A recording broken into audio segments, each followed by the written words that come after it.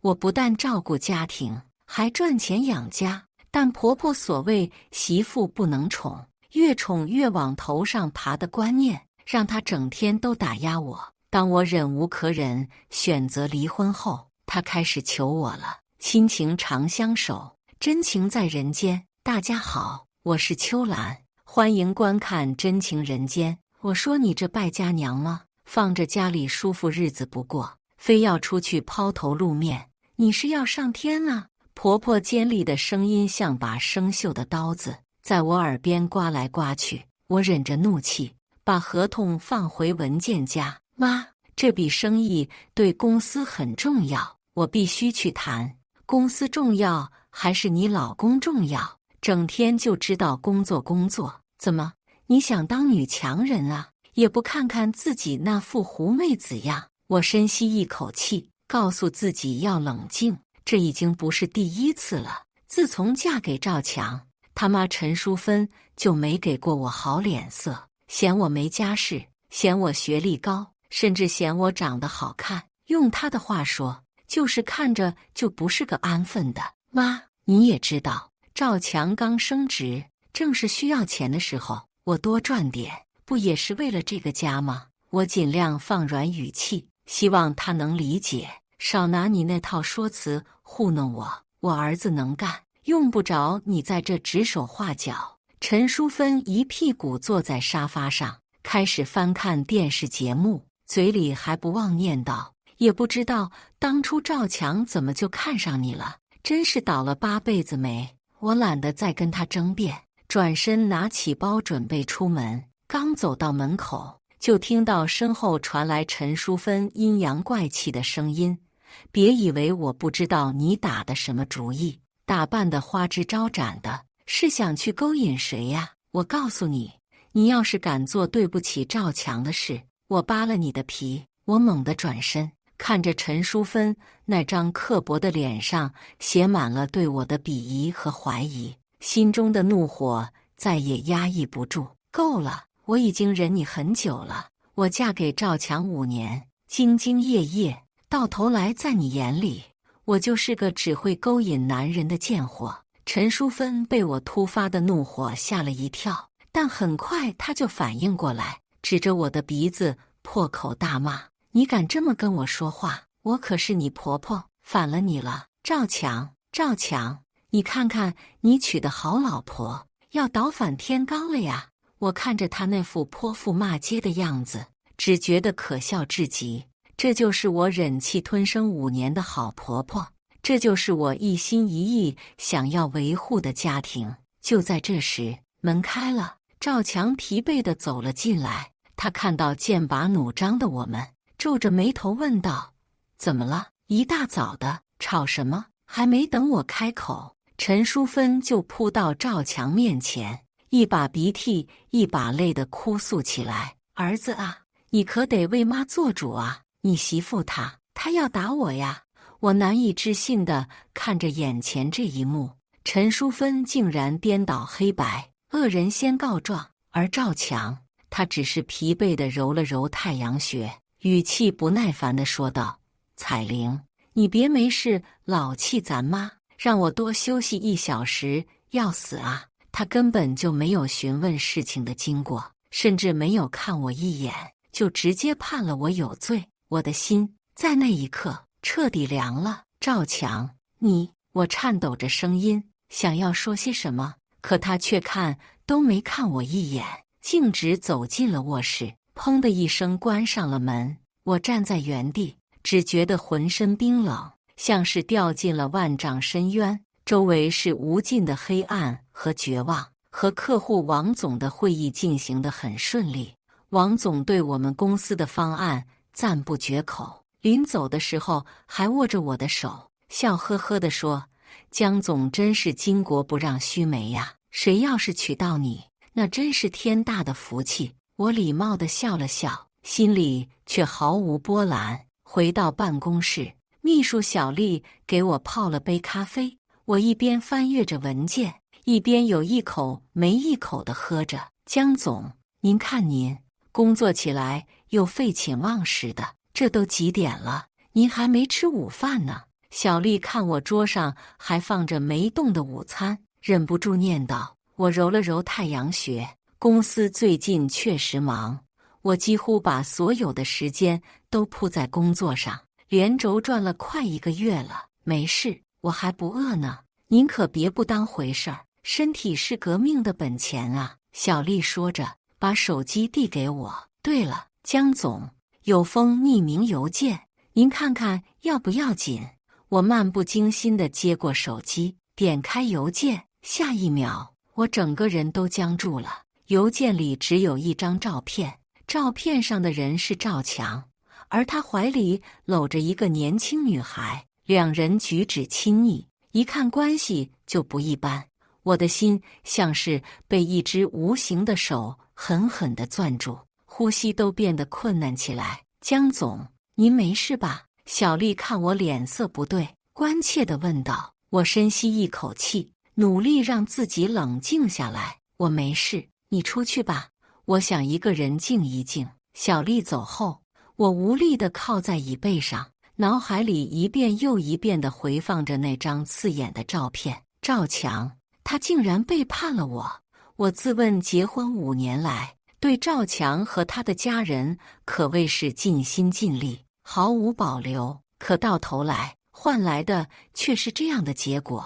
我的眼眶渐渐湿润，但很快我就将眼泪逼了回去。哭有什么好哭的？为这种男人掉眼泪不值得。我拿出手机，翻出律师的号码，拨了过去。喂，王律师吗？我需要你帮我调查一件事。挂断电话，我整个下午都在想着这件事，难以全心工作。熬到下班，我第一时间赶到家里，钥匙插进锁孔，转动，推开门，一股熟悉的油烟味扑面而来，混合着八角和香叶的味道，直冲我的脑门，让我一阵反胃。明知道我讨厌这些味道，他却偏偏老是放这些。我知道他就是故意，看我难受，他就高兴。回来了。陈淑芬从厨房探出头，看到我，脸色立马就沉了下来。怎么板着个脸？嫌我做的饭菜难吃，也不知道早点回来做饭，一天到晚就知道在外面野。我忍着心里的怒火，换上拖鞋，淡淡的说：今天公司有个重要的客户，所以回来晚了。重要的客户？我看你是重要的野男人吧？陈淑芬阴阳怪气地说。结婚5年，连个蛋都下不出来，整天就知道往外跑，谁知道你在外面干什么勾当？他的声音尖锐刺耳，像是一把锋利的刀子，狠狠地扎在我的心上。我深吸一口气，努力克制住自己的情绪，冷冷地说：妈，请你说话注意点分寸。怎么，我说错了吗？我辛辛苦苦养大的儿子，好吃好喝的伺候你，结果呢？你呢？你给我生了个孙子了吗？陈淑芬越说越激动，唾沫星子都喷到了我的脸上。我告诉你，江彩玲，你要是不想生孩子，就趁早给我滚蛋！我们老赵家可容不下你这种不下蛋的母鸡！我再也忍不住了，猛地站起身，怒视着陈淑芬。陈淑芬，你别太过分了！我告诉你，我受够了。你以为我愿意待在这个家吗？要不是看在赵强的份上，我早就……你早就什么？你想说什么？陈淑芬双手叉腰，咄咄逼人。你以为你是谁呀？要不是我儿子，你以为你能住这么好的房子，开这么好的车？我告诉你，你就是我们老赵家的一条狗。我让你干什么你就得干什么！啪！我忍无可忍，一巴掌扇在了陈淑芬的脸上。这一巴掌，我用了10足的力气，陈淑芬被打得一个踉跄，差点摔倒在地。整个客厅瞬间安静了下来，我胸膛剧烈地起伏着，眼睛死死地盯着陈淑芬，一字一句地说：陈淑芬，你给我听好了，我不是你的狗，我是赵强的妻子，你要是再敢侮辱我，我绝对不会放过你！陈淑芬捂着被打的脸，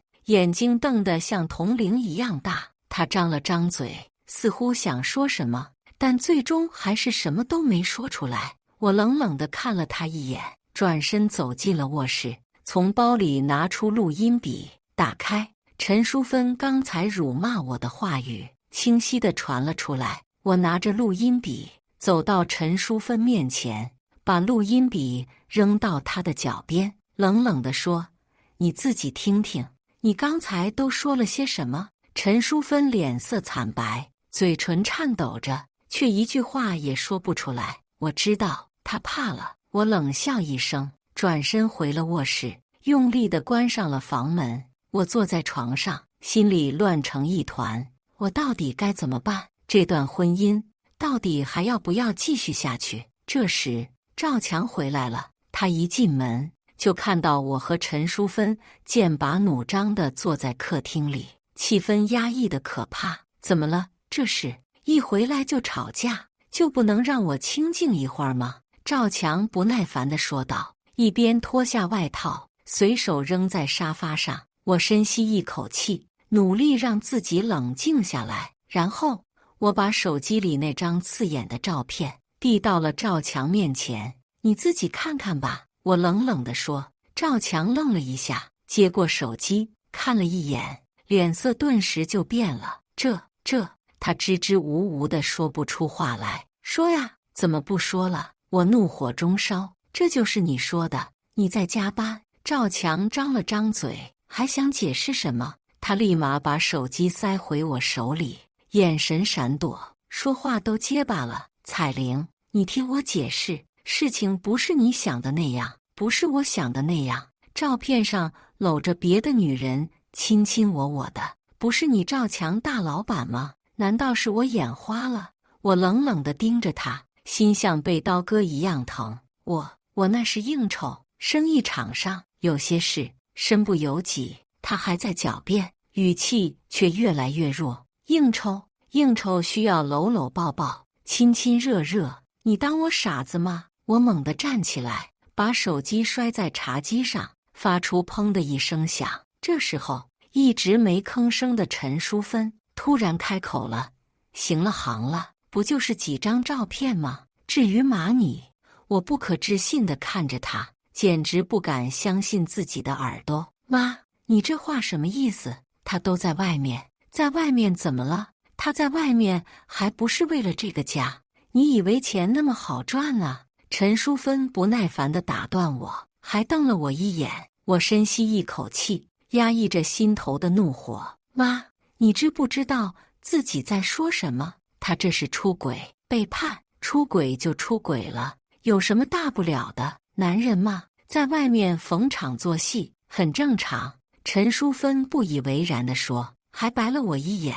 再说了，要不是你，他至于在外面找吗？你自己想想，你嫁进我们老赵家这么多年，肚子一点动静都没有，我儿子都30好几的人了，连个后都没有，他不着急吗？妈，我简直不敢相信，这番话居然是从我婆婆嘴里说出来的。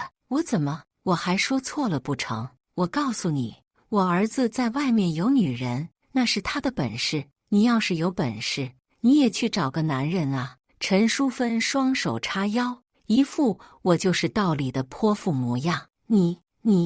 我气得眼前一阵阵发黑，差点没晕过去。你什么你？我告诉你，江彩玲，如果我儿子在外面有了孩子，你必须给我好好待他，那是我们老赵家的种。你要是敢对他不利，我跟你没完！看着眼前这个面目狰狞、蛮不讲理的女人，我突然觉得一阵悲哀，也彻底心寒了。我深吸一口气，强忍住心头翻涌的怒火，一字一句地说道：“赵强，你妈说我打扮得花枝招展，去勾引谁？那你倒是说说，我身上的裙子是不是你选的？”赵强不耐烦地挥挥手：“行了行了，别闹了，妈就是刀子嘴豆腐心，你别跟她一般见识。刀子嘴豆腐心，她那是恨不得把我生吞活剥了。”我冷笑一声：“赵强，你别以为我不知道你在想什么，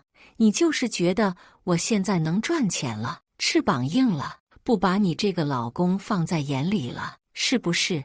赵强眼神躲闪了一下，但很快又强装镇定地说：“你别胡说八道，我什么时候这么想过？你敢看着我的眼睛说你没这么想过吗？”我逼近一步，直视着他闪烁的目光。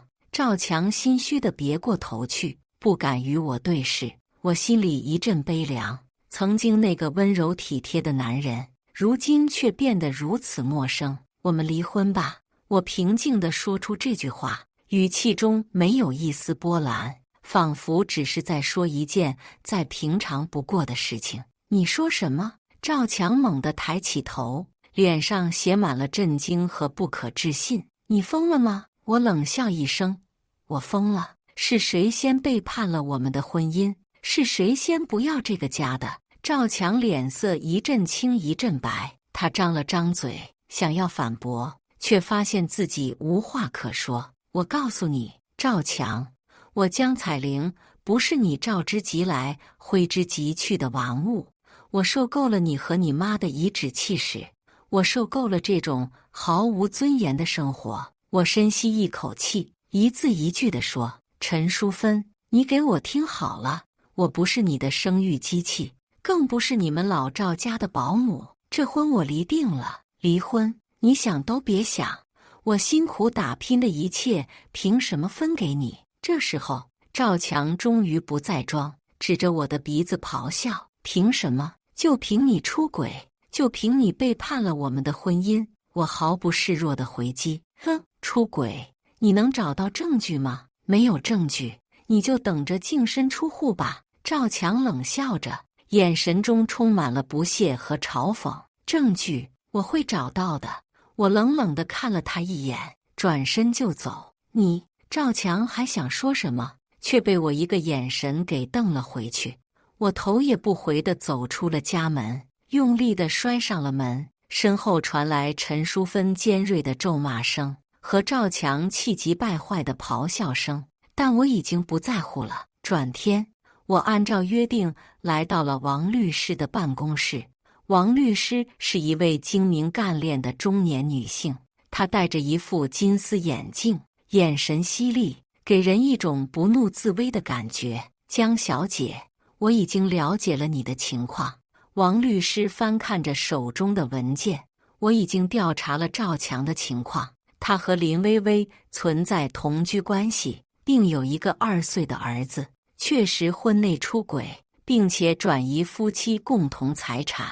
我们可以向法院提起诉讼，要求离婚并分割财产。江小姐，收集证据需要时间，尤其是财产方面，赵强很可能早就做好了准备。王律师冷静的声音把我从愤怒的火焰中拉了回来。我深吸一口气，努力平复着心情，可胸腔里那股怒火却怎么也压不下去。王律师，您说的我都明白，我只想问一句，这场官司我能赢吗？王律师十指交叉，托着下巴，镜片后的双眼闪过一丝金光。江小姐，你是个聪明的女人，你应该明白，法律不是万能的，更不是情绪的宣泄口。想要赢，我们就得打有准备的仗。我当然明白，为了这场婚姻，我倾尽所有，甚至放弃了自己的事业，到头来却只换来满身伤痕。我绝不允许自己再输一次，尤其是输给赵强那个渣男。王律师，您需要我做什么？尽管吩咐。我直视着他的眼睛，语气坚定，没有一丝犹豫。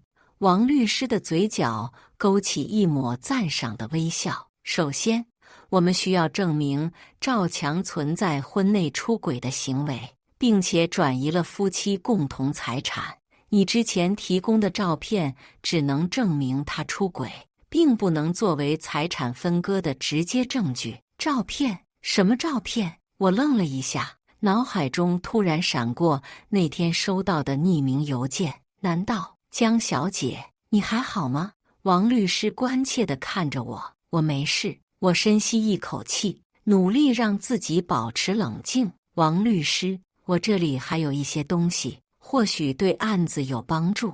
我打开随身携带的包，从里面拿出一个 U 盘，这是我之前偷偷复制的，里面是赵强这些年来的账单流水和一些投资项目的资料。很好，这很有用。王律师接过 U 盘，脸上露出一丝满意的神色。江小姐，你做得很好，接下来你还需要……王律师的话还没说完，我的手机铃声突然响了起来，是赵强打来的。我冷冷一笑，接通电话，语气冰冷地说：“有事，江彩玲，你闹够了没有？赶紧回来，我们好好谈谈。”赵强的声音里充满了不耐烦和愤怒。我们之间还有什么好谈的？我冷笑一声：“赵强，我已经决定离婚了，你也不用再费心挽回，我们法庭上见。”你……赵强气急败坏地吼道：“江彩玲，你别后悔，后悔！我最后悔的事情就是嫁给你。”我毫不犹豫地回击道，然后直接挂断了电话。我紧紧地握着手机，指关节因为用力过度而微微泛白。看来我们这位赵先生很沉不住气啊。王律师意味深长地看了我一眼，我深吸一口气，强迫自己冷静下来。王律师，我不会让他得逞的，我一定会让他为自己的所作所为付出代价，这才是我认识的江彩玲。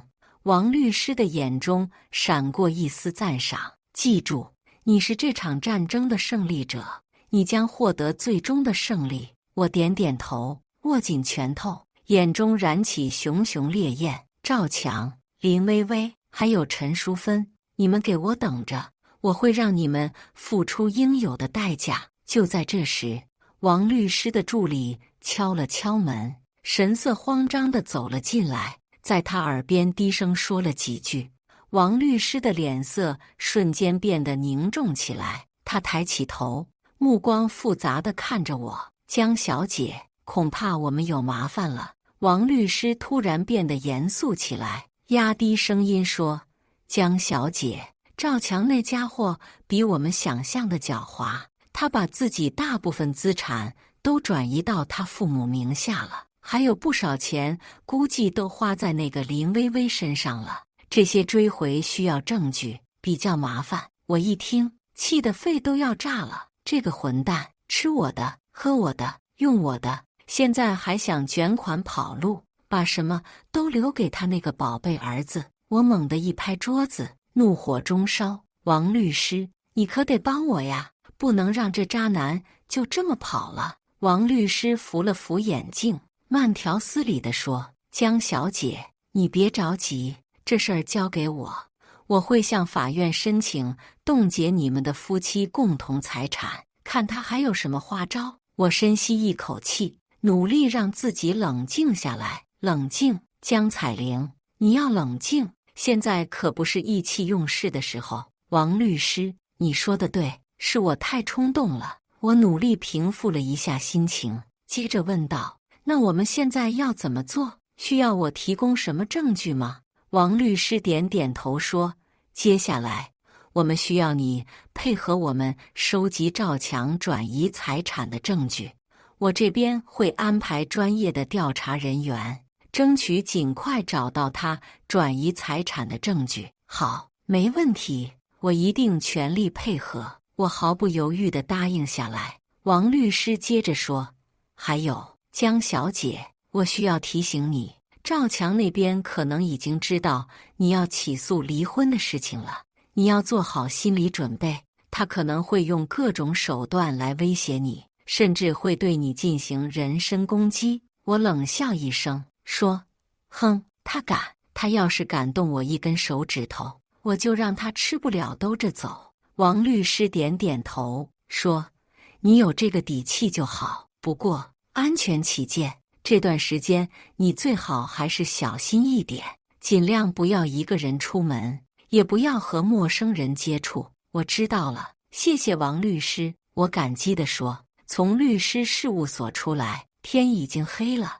我独自走在人来人往的街头，一股深深的无力感涌上心头。这段婚姻就像一场噩梦，我拼尽全力想要逃离，却发现自己越陷越深。就在这时，我的手机突然响了，是赵强打来的。我犹豫了一下，最终还是接通了电话。喂，彩玲，你在哪呢？怎么还没回家？赵强的声音听起来和平时没什么两样，仿佛什么事情都没发生过一样。我冷笑一声，说：赵强，我们之间还有什么好说的吗？彩玲，你这是什么意思？我们可是夫妻呀！赵强的声音里带着一丝慌乱。夫妻？呵，赵强，你还好意思跟我提夫妻？你都做了些什么？你自己心里清楚。我愤怒地说：彩玲，你听我说，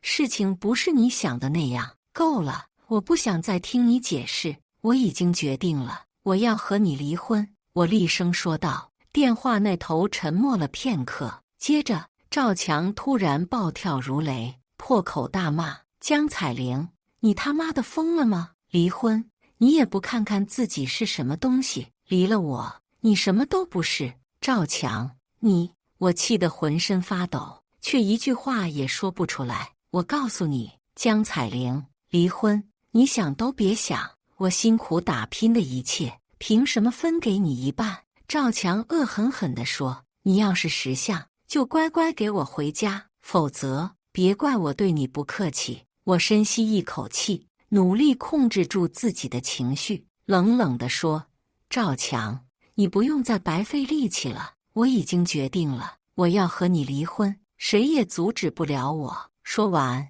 我直接挂断了电话，把赵强的号码拉进了黑名单。我站在原地，看着车水马龙的街道，突然觉得迷茫无比。突然，一辆骚包的红色跑车在我面前停下，刺耳的喇叭声让我忍不住皱起了眉头。林薇薇，那个狐狸精，从车里探出头，一脸挑衅地看着我。哟，这不是赵太太吗？怎么一个人在这儿？老公呢？林薇薇涂着鲜红指甲油的手指轻轻抚摸着方向盘，语气里满是嘲讽。我冷笑一声，径直从她车前走过。装什么清高啊？也不撒泡尿照照自己，都什么年纪了，跟个黄脸婆似的。林薇薇尖酸刻薄的声音从身后传来，我停下脚步，转身看着她，眼神像刀子一样锋利。林薇薇，我警告你，嘴巴放干净点，我和赵强的事还轮不到你来插嘴。怎么，被我说中心事了，恼羞成怒了？林薇薇得意地笑着。我告诉你，江彩玲，赵强现在爱的人是我，你最好识相点，赶紧跟他离婚，别在这儿碍眼。哎，就你也配？我忍不住笑出声来。林薇薇，你也不过是他玩玩而已，真把自己当回事了。等他玩腻了，你就等着被一脚踹开吧。你……林薇薇气得脸色发白，指着我的手指都在颤抖。你少在这儿胡说八道！赵强说了，他一定会和你离婚，娶我进门的，是吗？那我倒要看看你们的结局。我冷笑着转身离开。1周后，我收到了一份调查报告，是赵强转移财产的证据。报告显示，赵强在过去1年里，通过各种手段，把大部分家产都转移到了小三林薇薇的名下。虽然已经知道，但真正看到证据，心里还是五味杂陈。我还傻傻地相信他，以为他是在为这个家拼命工作，没想到他是在忙着养小三。王律师说：江小姐，我已经帮你起草了一份离婚起诉书，你只要在上面签字，我们就可以准备上庭了。好，我接过离婚起诉书，拿起笔，微微颤抖着签下了自己的名字。这一刻，我心情复杂。一方面，我兴奋终于要摆脱赵强这个渣男了；另一方面，我又有些担心未来会怎样。江小姐，你放心，我们会全力为你争取权益的。根据我们之前的协商，你在这个家里付出了很多，理应获得更多的财产分配。王律师安慰我说。我感激地点点头，说：谢谢，麻烦你们了。不用客气，这是我应该做的。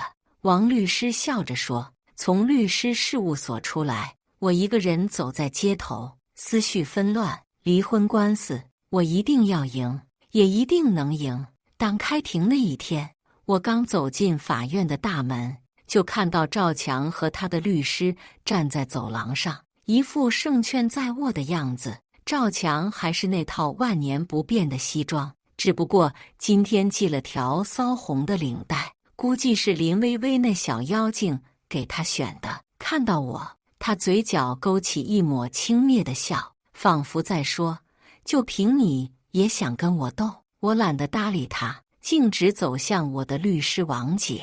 王姐是一位经验丰富、精明强干的女律师，一头利落的短发，眼神犀利，浑身上下散发着一种不好惹的气场。江小姐，准备好了吗？王姐低声问我，眼神中透着一股坚定。当然，我深吸一口气，挺直了腰板，眼神坚定地看向前方。开庭后，法庭上的气氛剑拔弩张。赵强和他的律师不断地试图抹黑我，说我不顾家、强势，甚至编造莫须有的事情，企图少分财产。我听着他们那些拙劣的谎言，心里一阵冷笑。赵强，你别装了，你敢说你没有转移财产？你敢说你跟林薇薇没有关系？我猛地站起来，指着他的鼻子怒吼：你把我的真心当成什么了？你把婚姻当成什么了？你把我当成什么了？江彩玲，你别血口喷人！我什么时候转移财产了？你有什么证据？赵强故作镇定地反驳，眼神却闪烁不定，不敢直视我。证据？好，我给你证据。我把手里的文件袋递交，这是你最近1年的银行流水，这是你和小三开房的记录，这是你偷偷转移公司股份的协议，你还想抵赖吗？随着我的话音落下，整个法庭一片哗然。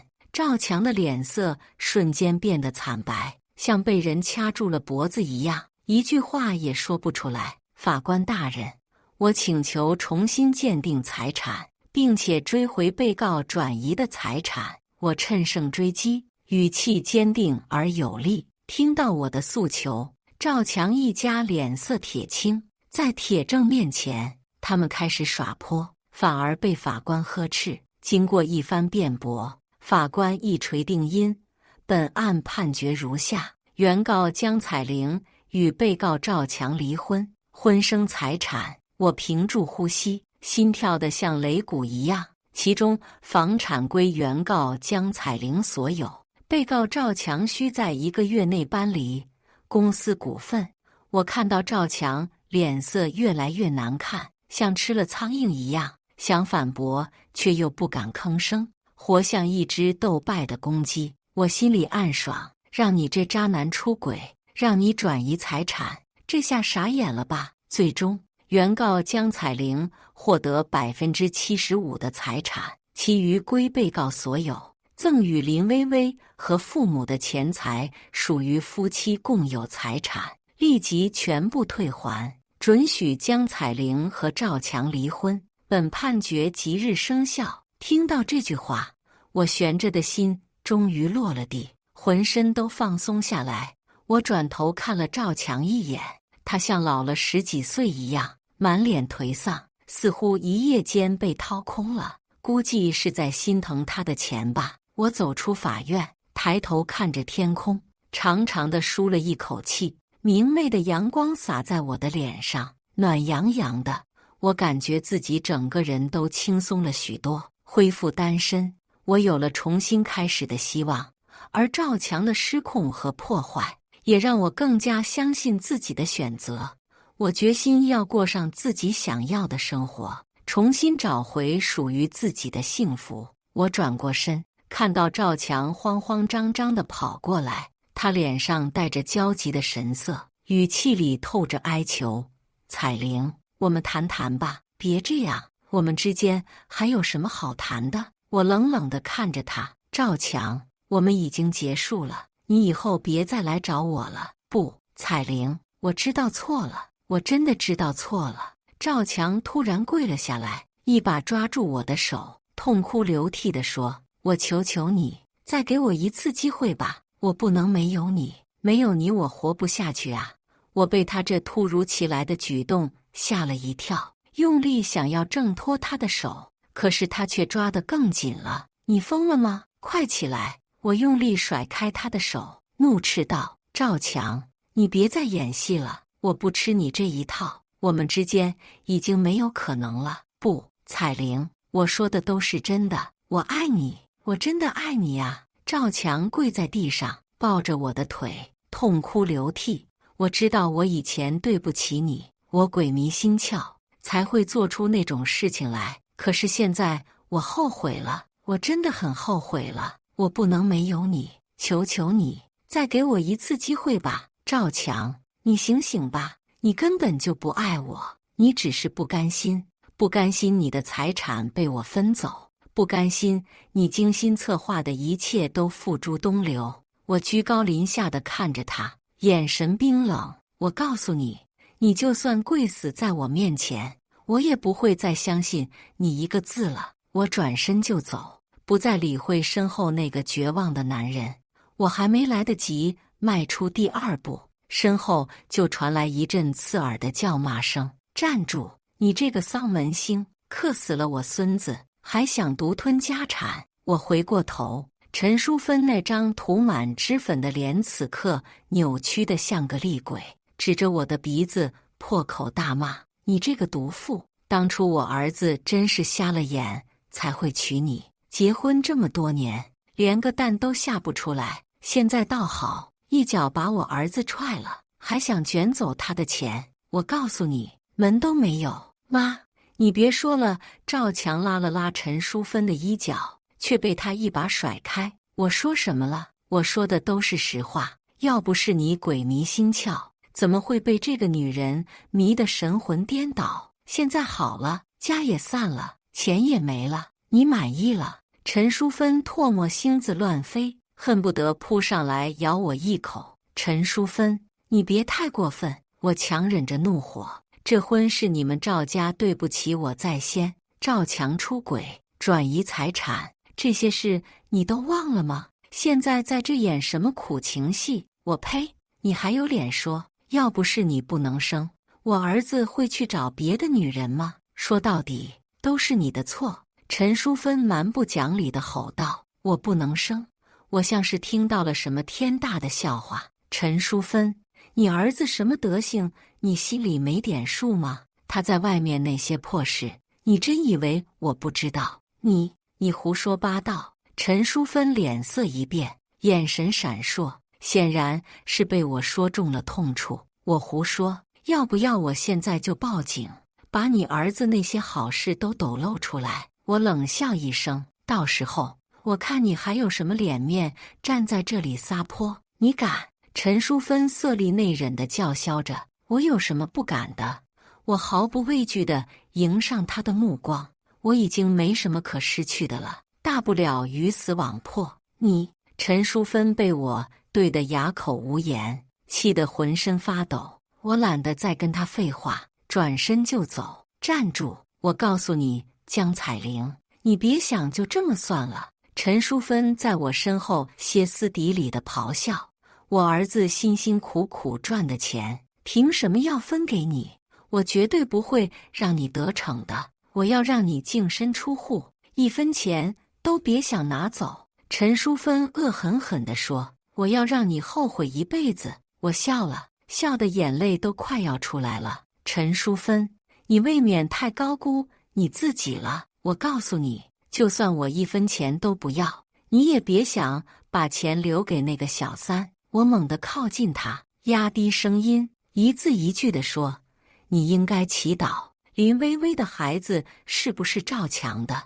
我可是偷偷去检查过身体，医生说我身体没有问题，有问题的是你儿子。”说完，我头也不回地离开了法院。如我所料，陈淑芬不愿搬离，更不愿将属于我的钱财返还。在过了期限后，我第一时间向法院申请强制执行。很快，法院的工作人员将赵强和陈淑芬的东西一件件搬出来，将人强行带走。江彩玲，你这个狠心的女人，你会遭报应的。陈淑芬坐在地上，拍着大腿哭天喊地。赵强无力地瘫坐在一旁，眼神空洞，仿佛失去了灵魂。曾经意气风发的他，如今像是一条丧家之犬，再也没有了往日的风光。我收回目光，对他们的哭喊充耳不闻。这一切都是他们咎由自取，怨不得别人。江小姐，房子已经清空了，您还有什么需要我们做的吗？法院的工作人员走过来，礼貌地问道。没有了，谢谢你们。我微微点头，递上一个感激的笑容，目送着法院的车离开。我转身走进空荡荡的房子，这里曾经充满了欢声笑语，如今却只剩下冰冷和死寂。我联系了中介，将这套房子挂牌出售，很快就有人联系我来看房。江小姐，这套房子我们很满意，价格方面能不能再商量一下？看房的是一对年轻夫妇，他们都很喜欢这套房子，只是价格超出了他们的预算。我看着他们期盼的眼神，脑海中浮现出自己曾经和赵强一起为买这套房子而努力奋斗的画面。这样吧，价格我可以再降一些，就当是给你们的祝福。我微微一笑，做出了决定。最终，房子以一个合理的价格成交。拿到房款后，我立刻去看了新房。这是一套高层公寓，视野开阔，采光极佳。站在落地窗前，整个城市尽收眼底。我要让所有人知道，离开赵强，我江彩玲一样可以活得精彩。我握紧拳头，在心中暗暗发誓。我搬进新家后，全身心地投入到工作中，努力学习各种技能，提升自己的能力。之前为了照顾家庭，我放弃了很多机会，如今我终于可以毫无顾忌地追求自己的梦想。公司里，我勤勤恳恳，认真负责，很快就得到了领导和同事的认可。我也利用业余时间学习理财投资，让自己的积蓄不断增值。我从不主动打听赵强和林薇薇的消息，但关于他们的传闻还是断断续续地传到我的耳朵里。听说赵强自从被赶出去后，和林薇薇住在一起。如我所料，陈淑芬那个女人就无法和儿媳相处，他们那边也闹出大矛盾。不过林薇薇这人不得不说，天生的毒仙美人，把赵强哄得服服帖帖，并且把陈淑芬赶去了乡下，美其名曰是养老，实际上就是眼不见心不烦。听说被送去乡下那天，陈淑芬那是哭爹喊娘，但也敌不过林薇薇的美色诱惑。赵强是铁了心的为了这个女人舍弃老母亲。我听着这些八卦，内心毫无波澜，他们过得好与不好都已经与我无关。我现在只想努力工作，让自己变得更加强大，过好自己的生活。只是让我万万没想到，林薇薇把赵强分到的钱财花光后，直接把他踢开了。而且那个2岁的孩子真的不是赵强的。这件事在朋友圈内转得沸沸扬扬。听赵强的朋友说，他在绝望后离开了这座城市。从那之后，我就再也没见过赵强，似乎人间蒸发了一样。感谢大家的观看，欢迎大家在下方评论区讨论。如果你喜欢这类故事，记得点击订阅真情人间，并分享给更多的人，这会对我帮助很大。再次感谢大家的观看。